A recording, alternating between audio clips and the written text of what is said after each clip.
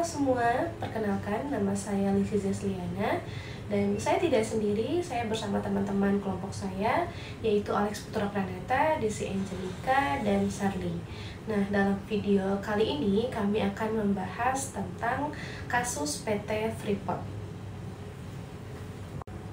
Tujuan dibuatnya video ini adalah untuk memenuhi tugas UAS pada mata kuliah pengantar etika dengan dosen pengampu Bapak Antoni.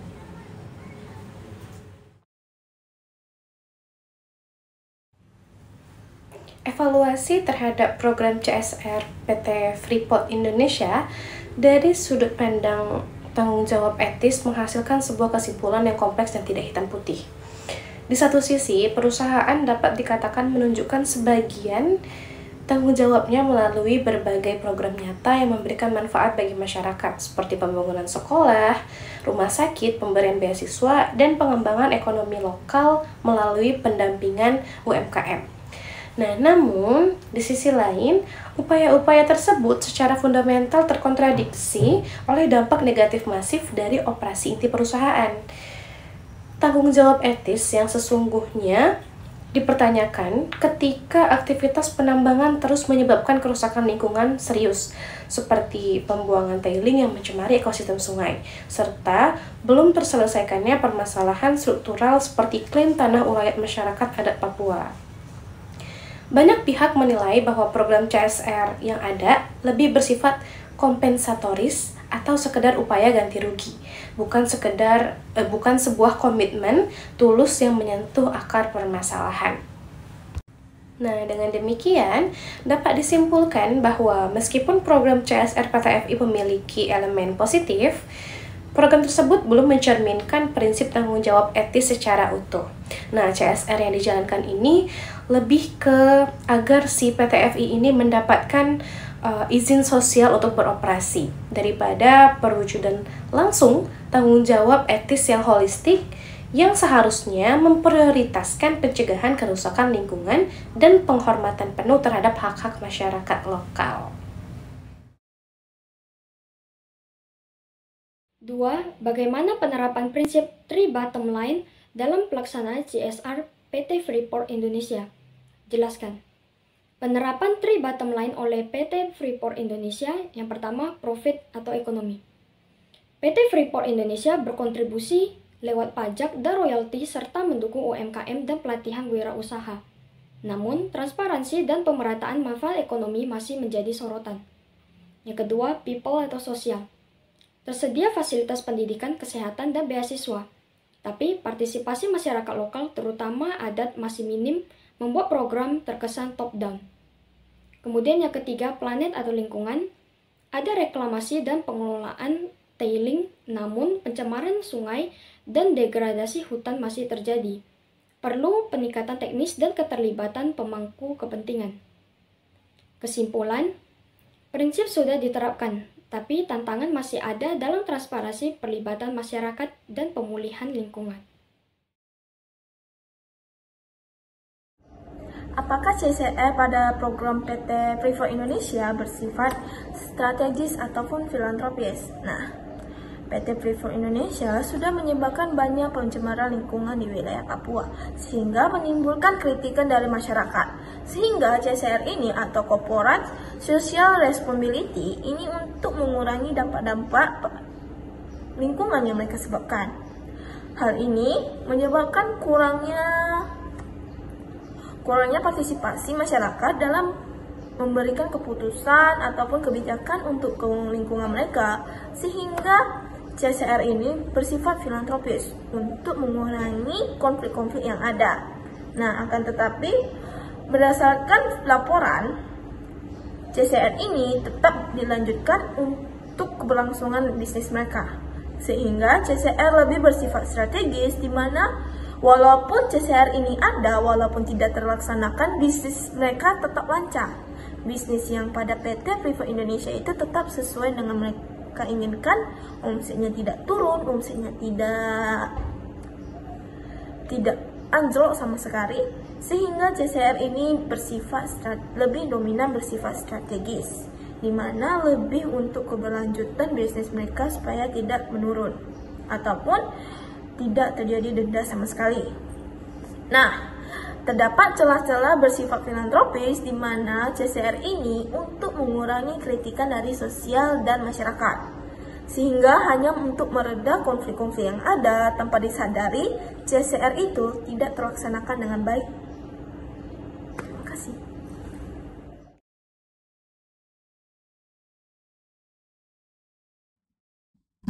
Bentuk CSR yang tepat untuk PT Freeport Indonesia adalah CSR yang tidak hanya bersifat kompensatif, namun juga melibatkan masyarakat setempat alias partisipatif dan berkelanjutan. CSR yang tepat bagi perusahaan ini mencakup pengakuan hak tanah adat masyarakat Papua, pemulihan lingkungan akibat aktivitas tambang, serta pemberdayaan ekonomi lokal berbasis budaya dan sumber daya setempat.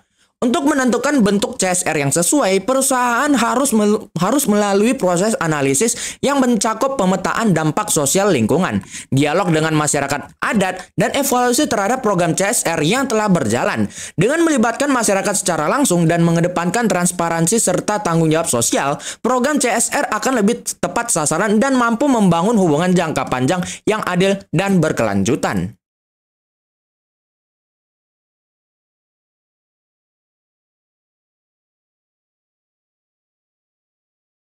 Nomor 1. Sejauh mana CSR PT Freeport Indonesia mampu menjawab dampak negatif yang ditimbulkan oleh kegiatan tambang terhadap lingkungan dan masyarakat adat? Yang pertama, dari segi lingkungan, sudah dilakukan reklamasi, penanaman kembali, dan pengelolaan tailing. Namun, pencemaran Sungai Askwa dan degradasi ekosistem masih terjadi, berdampak pada akses air dan pangan. Yang kedua, dari segi masyarakat adat, ada program pendidikan, kesehatan, dan ekonomi lokal. Akan tetapi, program masih bersifat kompensasi dan belum menyentuh akar masalah seperti hak tanah ulayat dan partisipasi masyarakat adat. Kesimpulan, CSR PT Freeport Indonesia sudah berjalan, tetapi belum menyentuh dampak struktural. Dibutuhkan pendekatan yang lebih partisipatif, adil, dan berbasis hak masyarakat lokal agar berkelanjutan.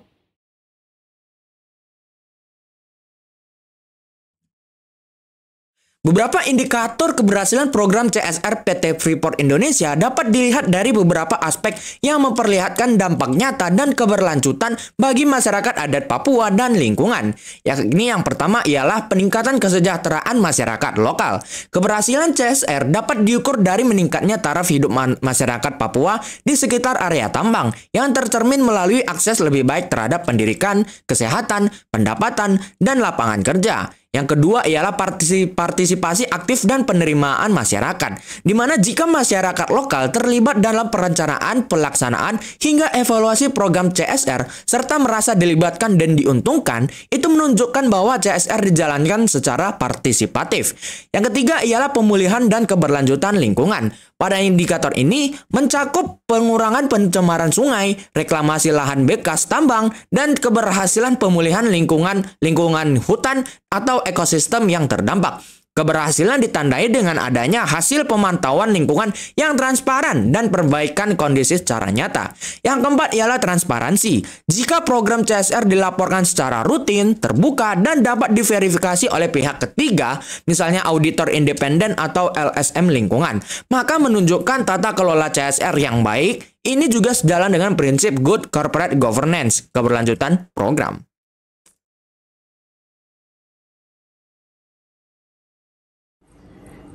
Bagaimana peran masyarakat lokal dalam tahap perencanaan, pelaksanaan, dan evaluasi CSR? Apakah mereka berperan aktif? Nah, pada tahap pertama perencanaan, dalam program tersebut, program CSR dibuat oleh Freeport Indonesia untuk komunitas dan lingkungan masyarakat Papua. Nah, hal ini masyarakat Papua tidak berperan aktif dan secara terbatas mereka tidak melakukan partisipasi sama sekali, di mana tidak menentukan kebijakan dari mereka sendiri, dan kebijakan itu ditentukan oleh PT Freeport Indonesia. Hal ini menyebabkan tidak ada partisipasi masyarakat pada tahap perencanaan, tidak ada komunitas secara adat, diskusi secara terbuka antar masyarakat Papua, serta melakukan spesifikasi keuntungan dan kerugian yang mereka alami. Lalu di tahap pelaksanaan CSR, masyarakat hanya sebagai penerima, tidak sebagai penentu atau ataupun pembuatan kebijakan yang melaksanakan kebijakan tersebut. Mereka hanya menerima kebijakan yang dibuat oleh PT Freeport Indonesia ini. Mereka hanya menerima dan melaksanakannya sesuai CSR. Tanpa disadari, hal itu hanya untuk mengurangi konflik yang terjadi atas perlakuan Freeport Indonesia terhadap wilayah Papua. Dapat disadari, program tersebut tidak terjalankan sesuai dengan apa yang mereka bilangkan. Mereka hanya menentukan untuk mengurangi konflik-konflik yang ada. Secara evaluasi, di tahap evaluasi, masyarakat tidak berperan aktif apakah program tersebut benar-benar sesuai untuk lingkungan mereka. Apakah benar-benar memiliki keuntungan bagi lingkungan mereka. Hanya keberlanjutan bisnis bagi PT Freeport Indonesia. Baiklah, itu tadi penjelasan atau presentasi dari kelompok kami mengenai kasus ketiga, yakni kasus PT Freeport. Besar harapan semoga apa yang kami sampaikan dapat dimengerti dan dipahami dengan baik oleh yang mendengar dan melihat video presentasi ini. Saya sebagai perwakilan kelompok ini banyak mengucapkan terima kasih dan permohonan maaf apabila selama penyampaian terdapat banyak kesalahan. Sekian dan terima kasih.